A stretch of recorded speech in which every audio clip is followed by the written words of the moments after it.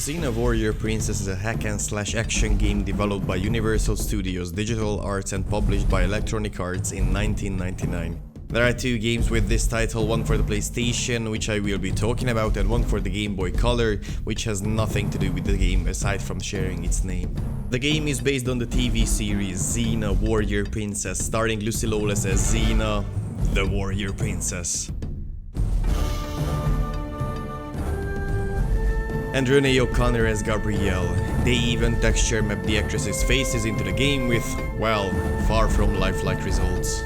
During the game you play as the namesake of the franchise, Xena, on her adventure where she decides to visit an old friend in Oebalus. There she finds the village pillaged and the people murdered or taken hostage by pirates. As any good hero does, she rescues the remaining villagers from the pirate king Pactolus and learns that King Valoran paid them to distract Xena so his soldiers could kidnap Gabrielle on the road. Of course, she instantly decides to travel to his kingdom on the Isle of Kronos, where she has to fight a Cyclops and a troll in order to advance further into the realm. Inside the castle, after fighting the Kingsguard, she learns Gabrielle has been chosen for a special sacrifice needing royal blood to usher in a new world order. It turns out that the king can turn into a minotaur for some reason, so he escapes into his own labyrinth for Xena to catch. She follows and hunts him down, then saves Gabrielle, who tells her that she heard the king talk about the Amazons, so they hit the road together. In the Amazon village they are instantly attacked by the warrior women and they have no other choice but to defend themselves. Not even a map later, of course, Gabrielle gets kidnapped again, so Xena has to fight the Amazon queen herself.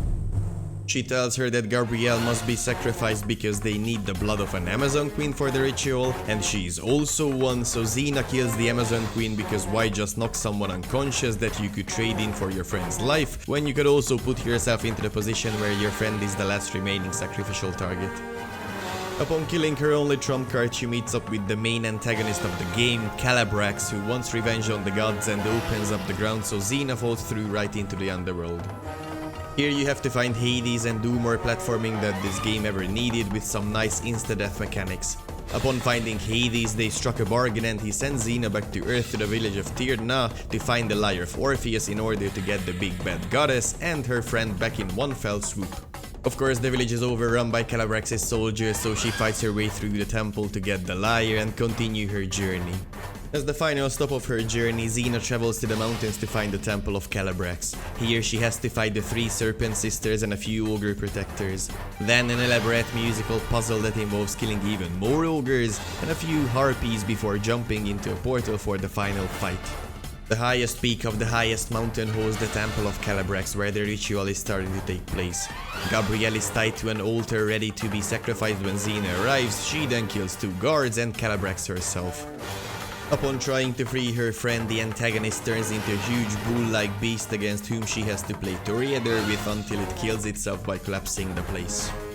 After the final battle, Xena and Gabrielle finally reunites, where she earns the most ungrateful sidekick title for all life. It's about time you got here. Are you alright? Oh, I'm fine. Just fine.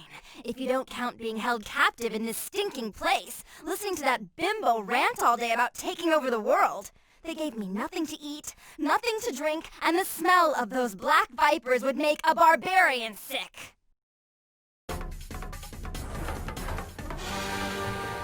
Xena Warrior Princess could have been a good game, I swear. The first 2/3 of the game is a really enjoyable hack-and-slash game with minor platforming, good combos and interesting mechanics. Even the insta-death sections of the underworld are enjoyable since you are placed on a timer hoping for the ghost not to catch you, precise chakram throws and all.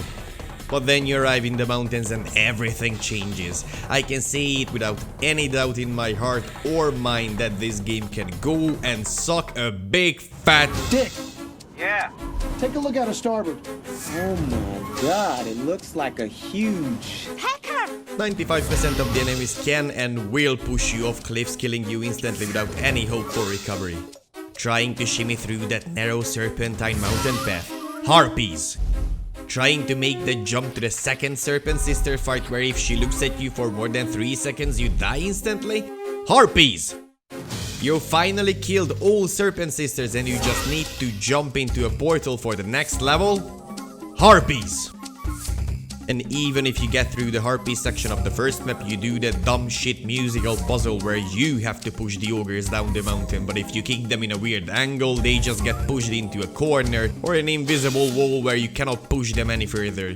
Oh, and also if they hit you, you lose 70% of your HP, or they knock you back so much that you end up falling down the cliffs again. Oh, and if you manage to kill all the ogres by pushing them down the mountain, and you want to make the final jump, harpies! I didn't even want to mention the final fight after she transforms into the bull. The first 2/3 of the game conditions you to learn your combos, learn your chakram, execute well, and hit your bonuses in the right time. In the last stage of the fight, you cannot do any of these. The game turns into a dodging minigame where if you make a mistake, the beast either mangles you to death or it pushes you off the cliff. Oh, and if you finally let the beast destroy the whole temple, harpy! No, wait, no, not this time. If you were in an unfavorable position, the temple just falls on your head and you have to restart from the beginning of the whole level. The game features 21 levels, but the last 3 ruins all of it. I liked the game, I really did. Figuring out how to do combos, the whole chakram throwing with the ricochets and calculations on where it will come back to hit a guy from behind, killing 2 with 1 throw. They even used those iconic battle shouts Xena does in the series, and you felt like everything was so familiar. And even if it was janky as hell sometimes, I enjoyed it a lot.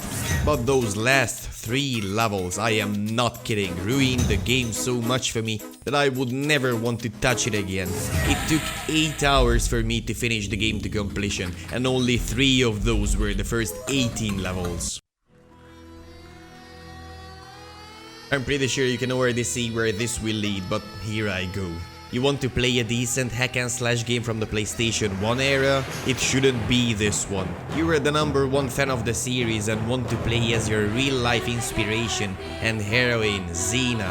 Well, it shouldn't be this one. You're a real masochist who wants to watch himself die over and over again because of a newly introduced mechanic in the last third of a game. Harpies! But for real, this is a retro game you do not need in your backlog. It is a game where you will not be proud of your achievement, where you will not feel the satisfaction from beating the game.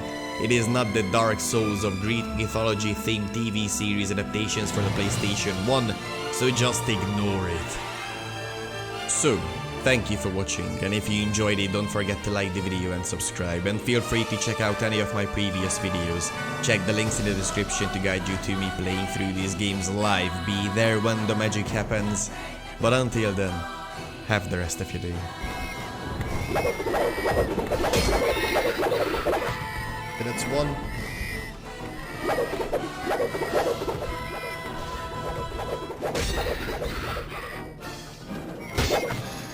No look 360 headshot.